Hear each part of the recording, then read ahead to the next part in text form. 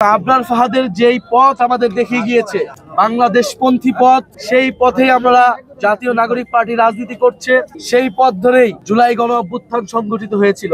আজকে ৮ম দিনের মতো আমাদের জুলাই পদযাত্রা, দেশ গড়তে জুলাই পদযাত্রা শুরু হয়েছে। আমরা আজকে কুষ্টিয়াতে আছি এবং আমরা আছি আবরার ফাহাদের এলাকায়। আবরার ফাহাদের বাড়ির পাশে তার কবরস্থানে শহীদ আবরার ফাহাদের কবর জিয়ারত করেছি।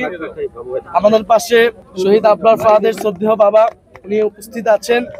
আবরার ফাহাদ মেধাবী শিক্ষার্থী ছিলেন এবং আমরা জানি যে 2019 সালের 7ই অক্টোবর আবরার ফাহাদ বুয়েটের হলে সন্ত্রাসী সংগঠন, ফ্যাসিস্ট সংগঠন ছাত্রলীগ দ্বারা নির্যাতিত হয়ে মৃত্যুবরণ করেন। ওয়ালটন এখন দেশের সীমানা পেরিয়ে পৌঁছে গিয়েছে 50টিরও বেশি দেশে। ওয়ালটন, ঘরে ঘরে বিশ্বজুড়ে। আবরার ফাহাদের অপরাধ ছিল সে দেশের জন্য, দেশের পক্ষে কথা বলেছিলেন। ভারতীয় আগ্রাসনের বিরুদ্ধে ফেসবুকে লিখেছিলেন।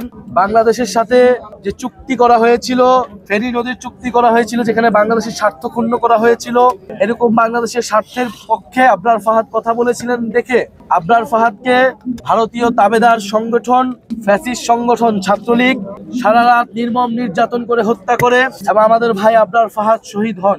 2019 সালেই আবরার ফাহাদের মৃত্যুর প্রতিবাদে বুয়েট, ঢাকা বিশ্ববিদ্যালয় সহ সারা বাংলাদেশে আমরা দিল্লির আধিপত্যবাদ বিরোধী এবং সন্ত্রাস বিরোধী আন্দোলন গড়ে তুলেছিলাম।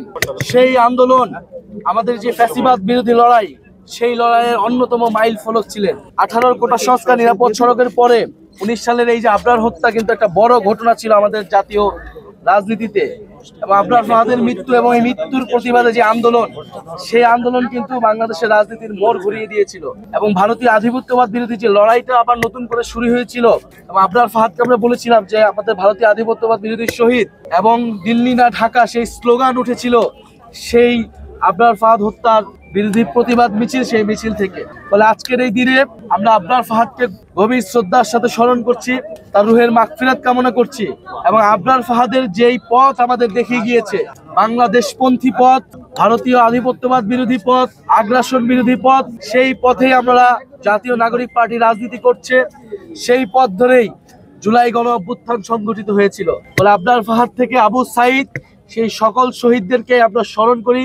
ফ্যাসিবাদ বিরোধী লড়াইয়ে আন্দোলনের সময় গত 16 বছরে যারা গুম, খুন এবং নির্যাতনের শিকার হয়েছে, আমরা সেই সকল শহীদ এবং সকল নির্যাতিত মানুষকে ধারণ করি। এই দেশ গড়তে জুলাই পদযাত্রায় আমরা সেই শহীদদের আকাঙ্ক্ষাকে ধারণ করছি। সেই শহীদরা যেই স্বপ্নের বাংলাদেশ দেখেছিল, যে স্বাধীন সার্বভৌম মর্যাদার বাংলাদেশ স্বপ্ন দেখেছিল, যে বাংলাদেশপন্থী রাজনীতির উত্থান তারা করতে চেয়েছিল, আমরা সেই রাজনীতি করতে চাই। সেই আহ্বান আমরা পুরো দেশবাসীকে জানাচ্ছি।